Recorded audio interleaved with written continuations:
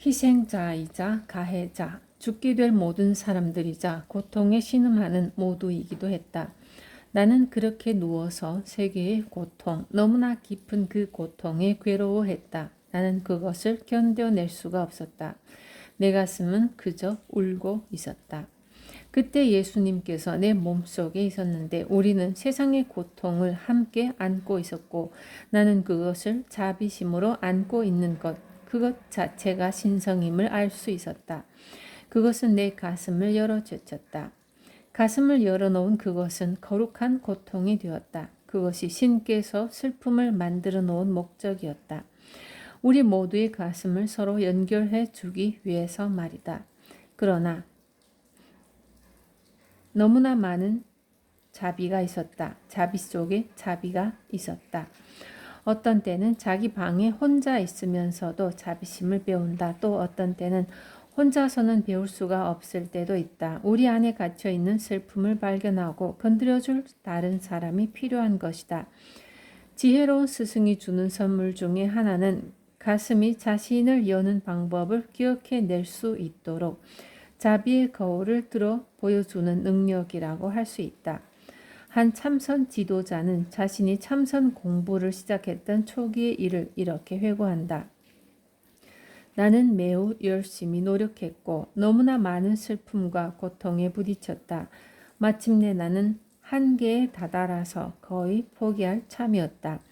그때 스승을 찾아갔는데 스승은 나의 깊은 몸부림을 알아차리시고는 평소에 엄격하게 다그치던 모습을 일순간에 바꾸셨다. 그녀는 자비의 여신이 되어버린 것 같았다. 아주 좋아요. 정말 좋아. 나는 스승의 그 자비로운 목소리가 내 속으로 들어와 가슴의 가장 부드러운 곳을 건드리는 것을 느꼈다. 불교계의 나이든 성녀인 디파마 바루아는 켈터카에서 그녀를 찾아오는 제자들을 이렇게 대했다. 제자들은 명상 중의 의문을 가지고 찾아오곤 했는데 그녀는 거기에 자상하게 대답해 주었다. 그러고 나서는 차와 먹을 것을 대접했다. 그리고 그들의 건강이나 가족에 대한 안부를 주의 깊게 물었다.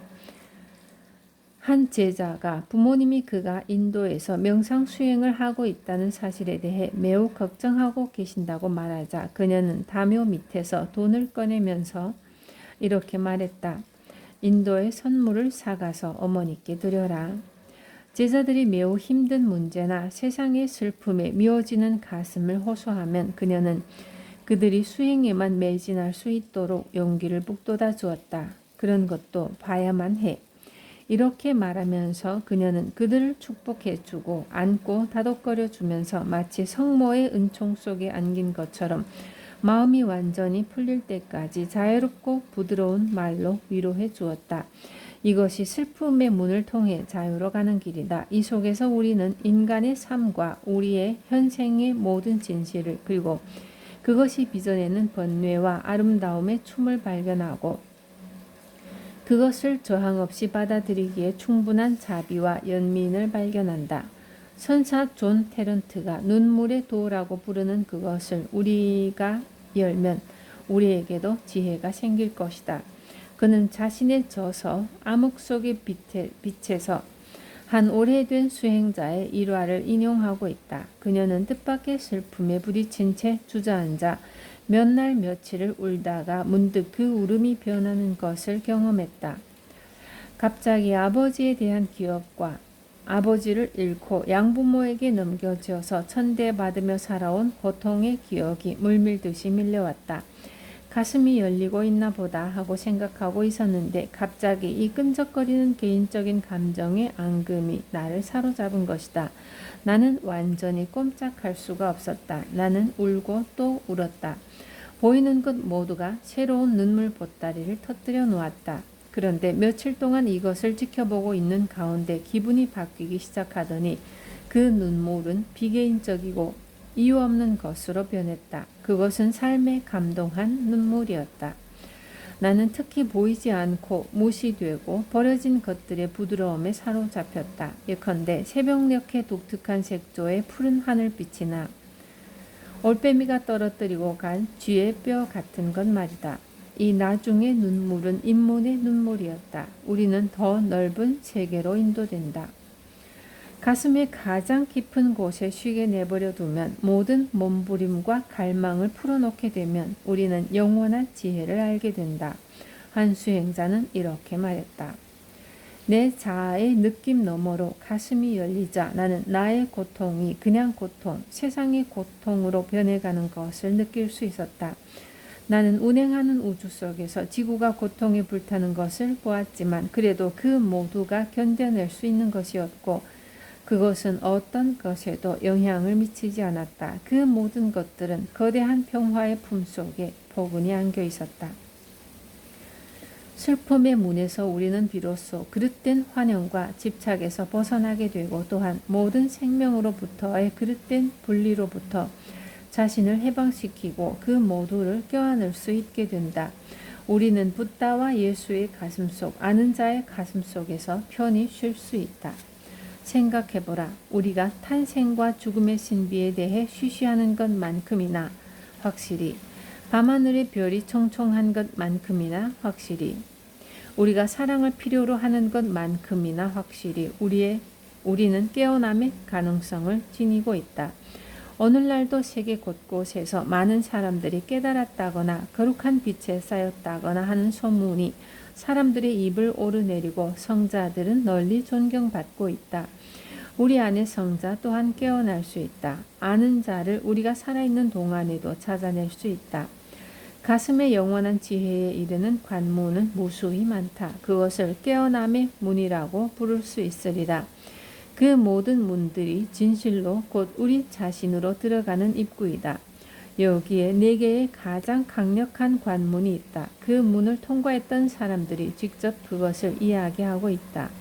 당신 또한 이 통로를 자신의 삶 속에서 찾아내게 될 것이다.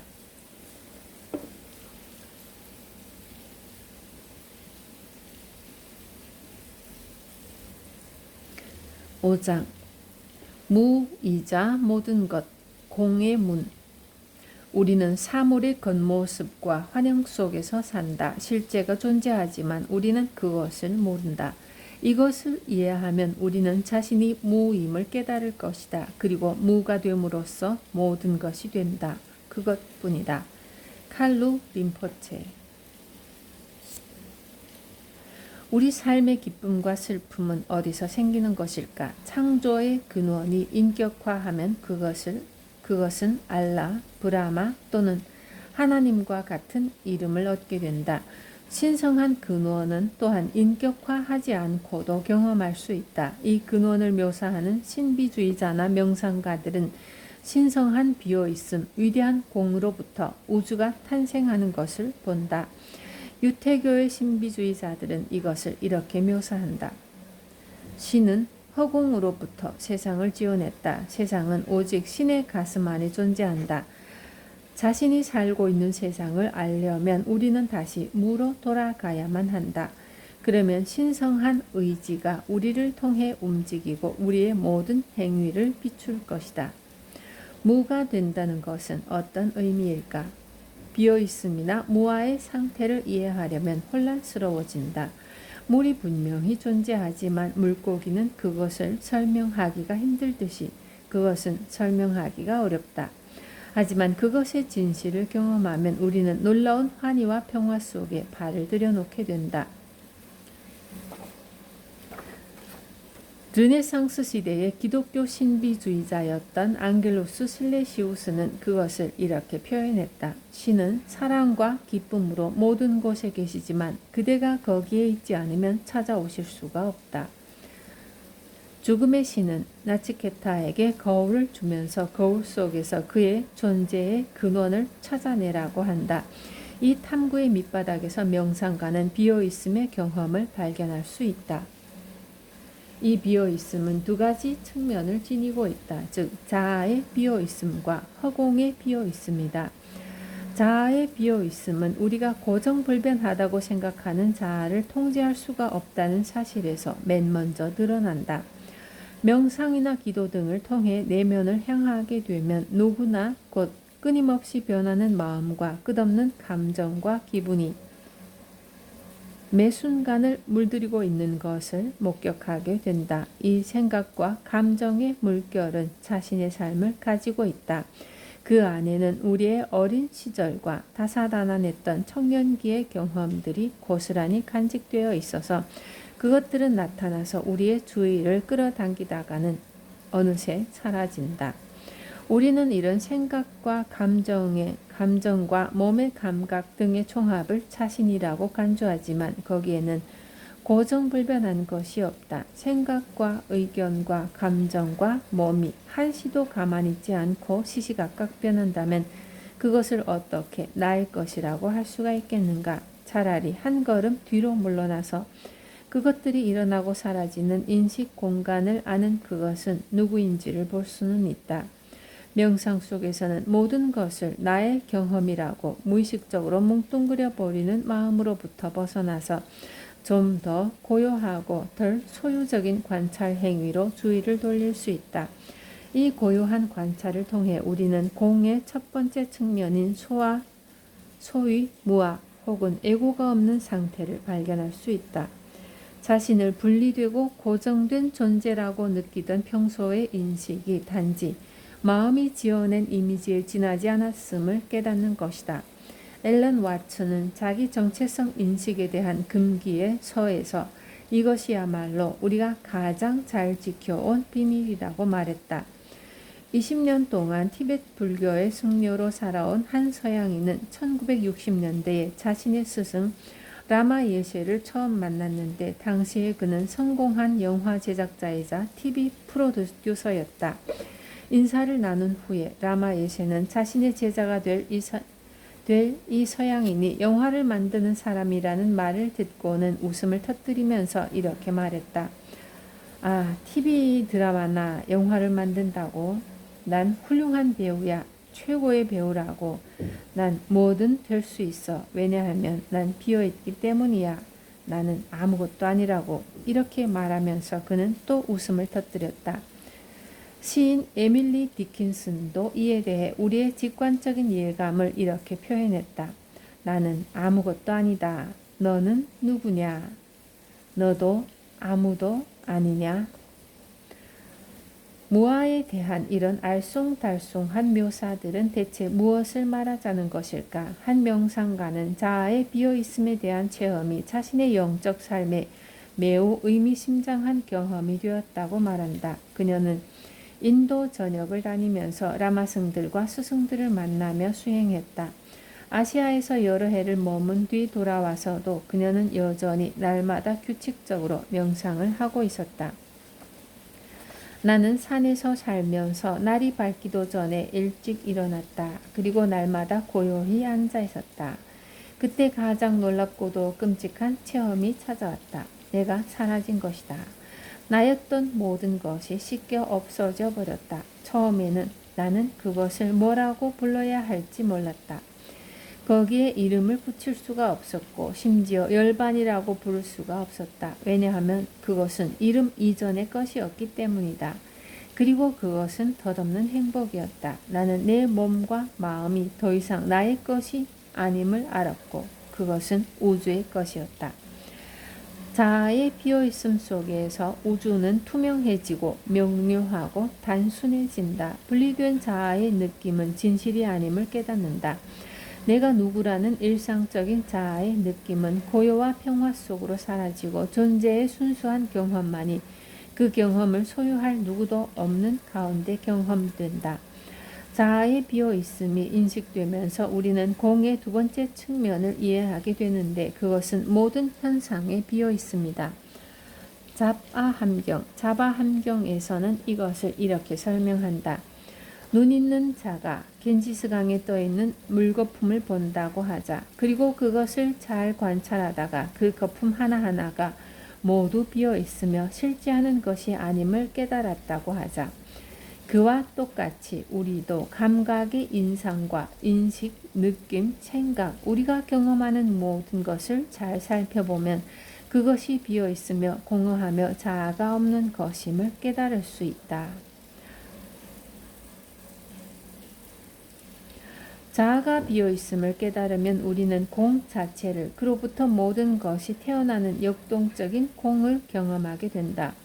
불교 전통에서는 공 속으로 깨어나는 것이야말로 열반으로 통하는 문이다.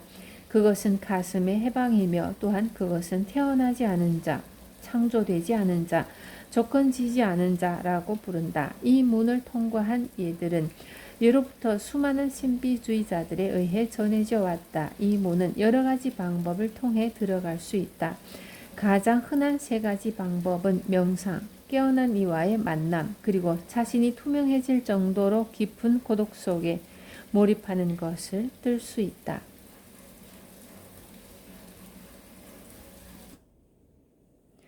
명상을 통한 깨달음. 다음은 오랫동안 비파사나 수련을 하던 중에 한 지도자가 체험한 것이다. 몇 달이 지나자 이제 이미 잠을 서너 시간만 자도 괜찮았다. 가르침은 오롯이 깨어서 존재하되 어떤 일이 일어나도 반응하지 말라는 것이었다. 무수한 생각과 감정이 지나갔다. 여러 날 동안 고독감, 슬픔의 눈물, 그리고 환희의 순간을 체험했다. 어떤 날은 마치 죽을 것처럼 내 몸이 떨어져 나가는 것만 같았고 죽음과 파멸의 세계가 나를 둘러싸고 있었다. 그러다가는 그 모든 것이 잠잠해졌다. 명상 중에 몇 시간 동안은 공중에 떠있는 기분이었다. 빛과 황홀경의 물결이 밀려오고 내 몸은 녹아서 하늘처럼 끝도 없이 퍼져나갔다. 내 마음이 더욱 고요해지자 경험들은 점점 더 빨리 지나갔다. 이제는 생각이 아무리 물처럼 끊임없이 밀려와도 그것을 낱낱이 알아차릴 수 있게 되었다. 온갖 사념이 생각과 기억과 상상의 세계를 지어내다가도 그것을 알아차리는 순간 사라져버렸다. 마음이 점점 더 깊은 고요 속으로 가라앉자 나는 마치 마음이 생각을 배태하여 다음 생각을 낳으려고 하는 것과도 같은 생각의 미묘한 전조까지도 감지하기 시작했다. 소리와 냄새와 기분 등 미세한 인식들을 알아차릴 수 있게 되었고 또 거기서 노여날 수 있었다. 아니, 밤 공기 속에 개똥벌레처럼 자유롭게 떠다녔다.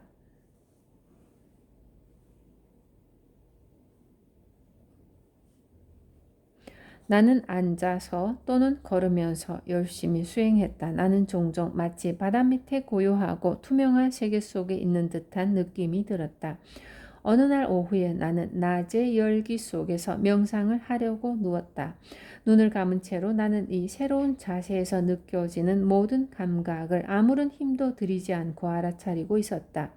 모든 인식들이 탄산수의 거품이 일었다 사라지듯 떠나가듯이 지나갔다. 나는 내가 그 속으로 잠기는 것을 느꼈고 인식은 더욱 빨리 다가와서 마치 온 우주가 빠른 속도로 맥동하는 것만 같더니 이제 그것은 개똥벌레처럼 반짝이며 명멸하는 빛이 되었다. 잠시 두려움이 왔다가 지나갔다. 다음에는 마음이 열렸다가 어떻게인지는 몰라도 가라앉았고 모든 것이 완전히 고요해졌고 고요 너머였다. 내가 없었고 경험도 없었고 아무것도 없었다. 여기에 갖다 붙일 말이 없었다. 오로지 암만이 있었다. 우주는 평화의 대양 속에 잠겨 있었고 그로부터 모든 현상이 일어나고 사라졌다. 그것은 정신을 잃을 정도로 매혹적이었다.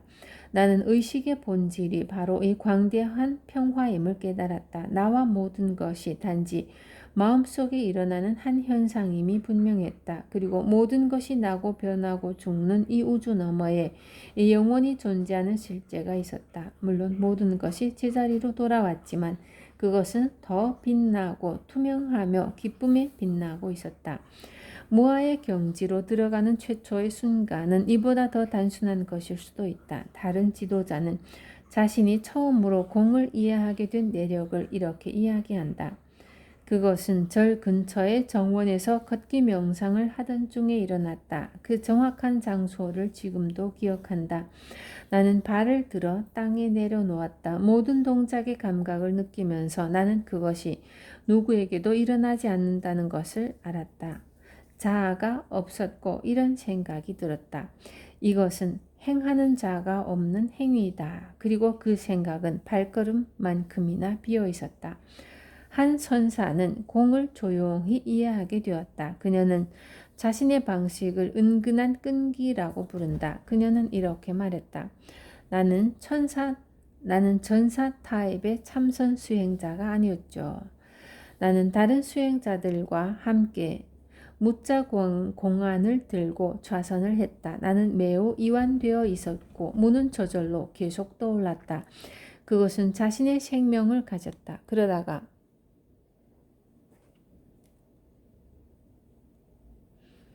그저 내가 사라져 버렸다. 앉아있음과 숨쉼과 소리와 무가 있었고 그 모든 것이 무였다. 나는 아무것도 아니었고 무였다. 스승을 뵈러 갔을 때 나는 미소 짓고 웃었다. 그것이 늘 나였던 그것이었다. 명상의 정신은 자리에서 일어나서도 계속 이어져야 한다고 말한다. 인도에서 장기 수행을 하던 한 명상 지도자는 앉아서 명상을 하다가 쉬는 시간에 마당으로 나와서 병든 강아지를 보고 있던 중에 깨달음이 시작되었다고 한다. 사람들은 사원에다 강아지를 버리고 가곤 한다. 이번 수행 기간 동안에도 여러 마리의 강아지가 버려졌는데 그중 몇 마리는 심하게 병들어 있었다. 나는 며칠 동안 낑낑대는 강아지들을 돌봐주었다. 내 가슴은 이로 인해 완전히 열려버렸다. 많은 강아지들이 왔다 갔지만 유독 그날 나는 생명은 몸을 바꿔 나타나지만 그 근원적인 생명의 진실은 변하지 않는다는 것을 깨달았다. 나는 계속 강아지와 강아지 똥을 두고 명상하다가 수행처로 돌아갔다. 의식이 매우 고요해져 있었다. 생각과 의도가 떠올랐다가 이내 사라지곤 했지만 그것을 따라가려는 충동은 없었다. 그러다가 더욱 깊은 이완이 일어났다. 마치 모든 인식이 텅 빈 공간 속으로 터지듯이 쏟아져 들어가는 것만 같았다. 문득 자아가 사라지고 할 일도 풀어야 할 문제도 없어졌다. 그 모두가 한갓 부질없는 짓이었다. 한방 미소를 지으며 나는 자리에서 들어 올려졌다. 무의 공간 속에서 끝없는 강과 같은 환희가 일어났다. 공의 춤사위, 자유의 확인, 사는 것이 아무런 문제가 아니고 자아도 아픈 강아지도 아무런 문제가 아닌 그런 자리였다. 타인의 임재 속의 공. 공에 대한 이해는 점차 퍼져나간다. 그것은 다른 사람에게서 옮을 수도 있는 것 같다.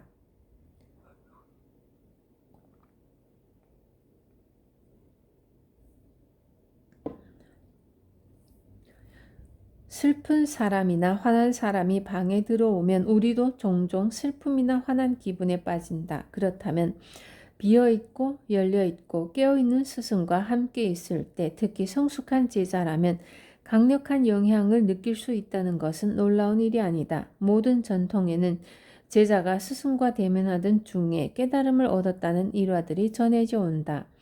라자요가와 명상을 가르치는 한 스승은 캘리포니아에서 어떤 강의를 듣다가 결정적인 열림을 경험하고 그 후 인도에서 10년 동안 수행의 길을 걸었다고 한다. 어느 봄날 나는 오자이 밸리에 있는 크리쇼나무르티 학교 교정에서 그의 강연에 귀를 기울이고 있었다. 약간 늙은 듯하지만 강력한 존재감을 느끼게 하는 그는 나무 의자에 앉아 있었다. 늙은 참나무 숲 그늘 아래의 잔디밭에는 1000명가량의 청중이 앉아 있었다. 삶에 대해, 자아에 대해 알고 있는 모든 것을 뒤엎어버리는 그의 강연에 모두들 귀를 잔뜩 기울여 듣고 있었다. 그는 진실로 주의를 기울인다는 것에 대해 이야기했다. 여러분은 정말로 듣고 있나요? 어떤 생각이나 의견이라는 한정된 관념을 거쳐서가 아니라 마음 너머의 완전한 고요 속에서 듣고 있느냐는 말입니다. 그 순간 내 마음은 즉석에서 멈춰버렸다. 나는 엄청난 고요 속으로 들어갔다. 숲은 퍼져나가서 마치 은하계의 한가운데에 떠있는 것만 같았다. 숲속에서 말소리가 들려왔다. 나는 온전히 살아있었다. 그러면서도 동시에 죽어서 나 자신 너머에 있었다.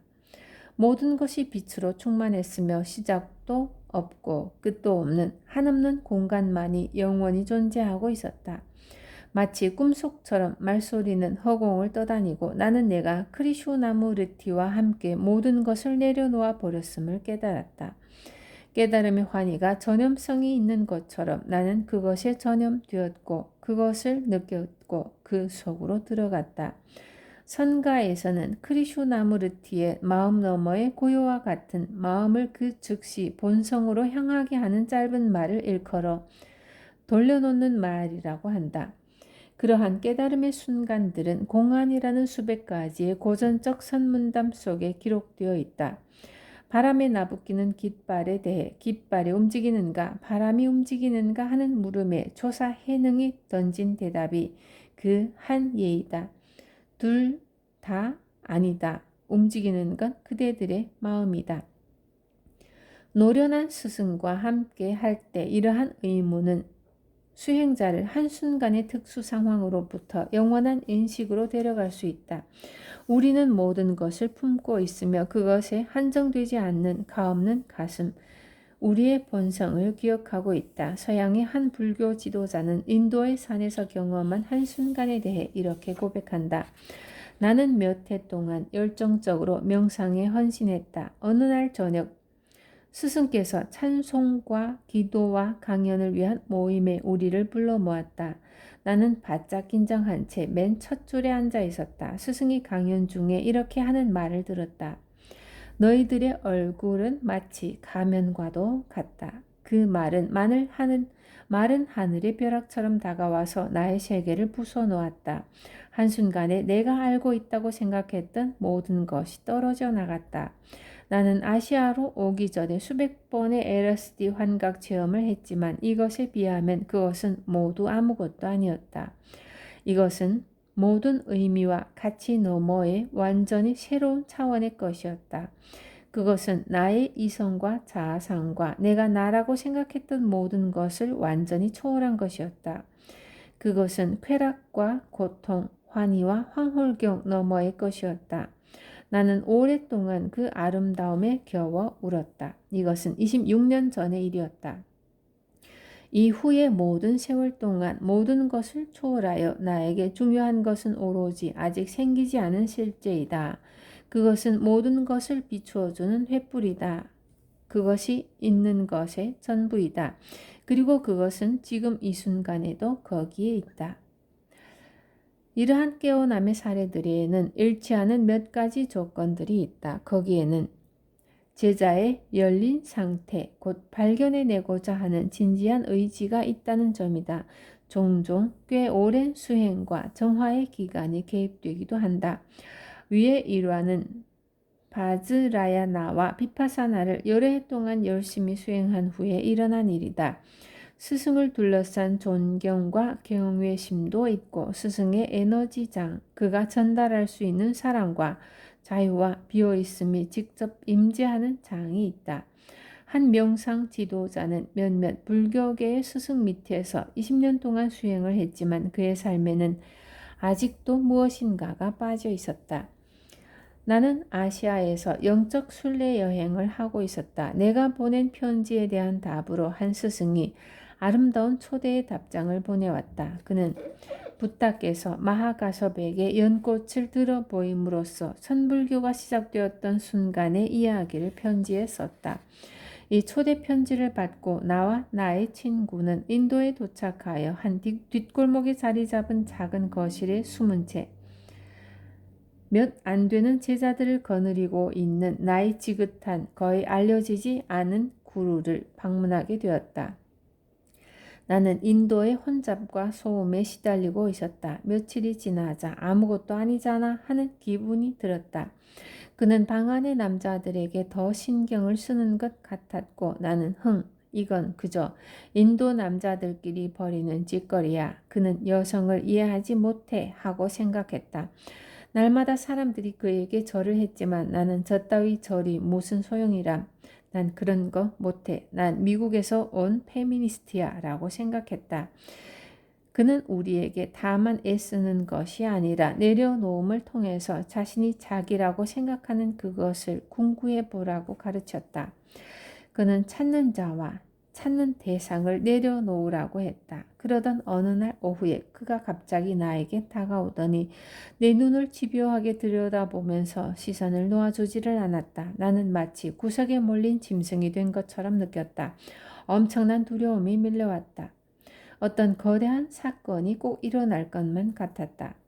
내가 영겁의 세월 동안 이 일을 외면해 왔던 것처럼 느껴졌지만 이제 나는 잡혔고 빠져나갈 수가 없었다. 더 이상 그것을 피할 수가 없었다. 그가 뭐라고 말을 했지만 그것이 무엇이었는지는 중요하지 않았다. 엄청난 빛과 무의 광활한 공간이 밀려왔고 나는 사라졌다. 나는 아무 데도 없었고 또한 모든 곳에 있었다. 다음 순간 엄청난 웃음과 환희와 울음이 터져나왔다. 그 순간으로 나를 몰아온 내 삶 속의 모든 사건들, 모든 몸부림과 두려움이 이해되기 시작했다. 그리고 이제 모든 것이 끝났다. 나는 모든 것이자 아무것도 아니었고 완전히 자유로워졌다. 바로 그것이었다. 그 이후로는 그에게 아무리 절을 해도 충분치가 않았다. 너무나 깊은 감사의 마음이 우러나왔다. 그에게 어떤 것이든 바칠 수 있었을 테지만 물론 그는 아무것도 원치 않았다. 그리고 지금 제자들을 지도하는 나의 경험에서 가장 놀라운 사실은 사람들은 뭔가 얻을 것이 있고 할 일이 있다고 생각한다는 것이다. 하지만 해야 할 일은 아무것도 없다. 그것은 너무나 명약관화하지만 사람들은 아직도 뭔가를 하고 있다. 아무것도 하지 않는 그 자리에 도달하기 위해 필요한 일이 있을 따름이다. 나는 내가 받은 이 자유를 다른 이들에게 쉽게 전해줄 수 있다는 순진한 생각을 품고 있었다. 그것을 찾으려고 인도까지 갈 필요가 없다. 필요한 것은 단지 정말 진지한 의도뿐이다. 어디에 있든지 진정으로 자유를 원한다면 우주가 거기에 응답할 것이다. 그래야만 한다. 길이 당신 앞에 나타날 것이다. 홀로 깨닫기. 만물의 공성에 대한 깨달음은 홀로 있을 때도 찾아온다. 마가복음에는 이렇게 쓰여 있다. 다음 날 일찍 예수께서는 사막의 외진 곳으로 가셨다. 거기서 그는 기도에 몰입하셨다. 휘촐족 인디언 주술사인 돈 호세 리오스는 106세의 나이에 미국을 방문하여 이렇게 말했다. 80년 동안 수련을 하면서 나는 많은 시련을 겪었다. 나는 여러 번 혼자서 산에 올랐지만 여러분도 그래야 한다. 신의 길을 가르쳐 줄 수 있는 것은 내가 아니기 때문이다. 그런 것은 오직 여러분이 직접 혼자서 배워야만 한다.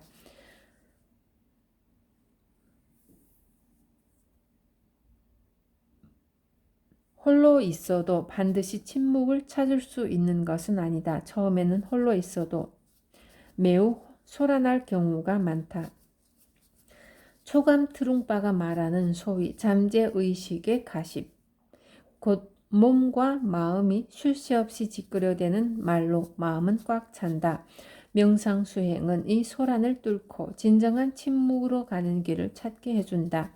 그 속에서 우리는 침묵에도 많은 수준이 있음을 알게 된다. 첫 번째 침묵은 단지 외부적인 침묵, 곧 소음이 없는 상태이다. 그 다음에는 몸의 침묵, 육체적인 고요가 깊어지는 상태가 된다. 그 다음에 점차로 마음의 침묵이 찾아온다. 그 다음에는 모든 것을 지켜보는 목격자로서 나타나는 침묵을 발견하게 된다. 그리고 명상과 기도 속으로 고요히 몰입할 때에 수십 가지 다른 수준의 침묵이 있다. 그보다 더 깊이 들어가면 마음을 넘어선 형용할 수 없는 고요, 만물의 탄생을 주는 고요를 만난다. 고요 속으로 들어가는 것은 하나의 여행이다. 더욱더 깊은 고요 속으로 한 걸음 한 걸음 빠져들어가 광활한 허공 속으로 사라지는 현대에 존경받는 기독교 신비주의자인 버나뎃 로버츠는 10년 동안 수녀 생활을 하다가 나중에는 4아이의 어머니가 되었다. 무아의 체험에서 그녀는 고요 속으로의 여행을 이야기한다. 그것은 처음에는 한 차례의 두려움, 그 다음에는 미세한 사념들이 무수히 그를 잡아끌다가 결국은 고요 속으로 빠져들어가 자아를 잃어버리는 그런 여행이었다. 그런데 그녀가 고요가 데리고 갈 그곳을 보기 시작한 것은 어느 날 교회에 홀로 앉아있던 중에 일어난 일이었다. 이 체험은 그녀를 공 속으로 끌어당겨서 마침내는 그녀의 삶 자체가 전체로서 통합되는 기나긴 과정의 시작을 알리는 것이었다. 여기 그녀의 이야기가 있다. 다시금 스며드는 듯한 고요가 있었지만 이번에는 아무런 움직임도 없었다. 나는 깃털이 공중을 날듯이 가볍게 교회 밖으로 나갔다. 밖에서도 이 깊은 고요 속으로 자꾸만 빠져들어가는 바람에 매우 힘이 들었지만 며칠이 지나자 나는 다시 평소처럼 활동할 수 있게 되었다. 나는 뭔가가 빠져있는 느낌이 들었지만 그것이 무엇인지를 꼭 집을 수는 없었다. 십자가의 성 요한의 글이나 도서관의 어떤 책에서도 적당한 설명을 찾을 수가 없었다.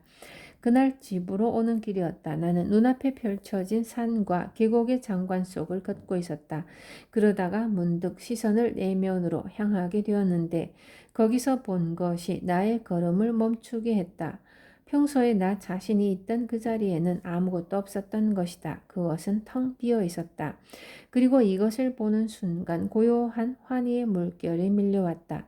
그리고 나는 마침내 무엇이 빠져 있었는지를 깨달았다. 그것은 나의 자아였다.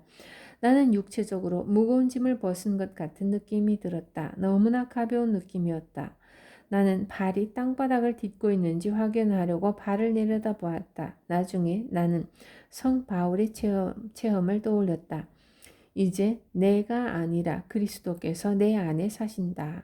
그리고 나는 내 안에 비어있음에 불구하고 다른 아무도 나의 자리를 차지하려고 들어오지 않았음을 깨달았다. 그래서 나는 그리스도는 환희와 비어있음 그 자체라고 스스로 생각했다. 이처럼 인간의 경험으로서 남겨져 있는 것은 모두 그분뿐이었다. 여러 날을 이 환희 속에서 걸었다. 나의 것은 더 이상 없었고 오직 그의 것만이 있었다. 또 다른 지도자에게는 공의 체험이 막 구도의 길에 들어서자마자 기습적으로 찾아왔다. 그는 이후로 그것을 이해하고 소화하기 위해서 불교 수행에 30년을 보냈다. 그것은 내 영적 생활의 초기 단계였다. 나는 명상 수업에 몇 번 참석했다. 나는 오랜 의문과 생각에 빠져 있다가 이제 혼자서 조용히 누워 쉬는 참이었다. 내 마음은 가장 명료하고 또 최대한으로 열려있는 상태였다. 내 마음은 또한 충전되고 생기 있으면서도 동시에 절대적으로 고요했다. 나는 그렇게 깨어있음과 편안함이 균형을 유지하며 공존할 수 있다는 것을 몰랐다. 나는 오래된 어느 불경을 집어들고 몇 줄을 읽었다. 한 마음은 있으나 그 존재가 없다. 마음은 그 본성이 꾸밈 없고 티 없이 깨끗하다. 공으로 되어 있어 투명하며 끝이 없으며 순수하다. 분리된 것으로 인식할 수 없으며 오로지 만물의 통일체로서만 인식될 수 있으나 그것으로 이루어진 것도 아니다. 스스로 일어나며 하늘의 구름처럼 본래적으로 자유로워서 나타나는 모든 것은 사라진다. 온 세상과 열반은 분리되지 않은 일체이니 그것이 곧 우리의 마음이다. 세상에 대해 내가 알았던 모든 것이 산산이 깨지며 열렸다. 남은 것은 무엇이라고 말할 수가 없었다. 나 자신이라고 할 게 아무것도 없었기 때문이다.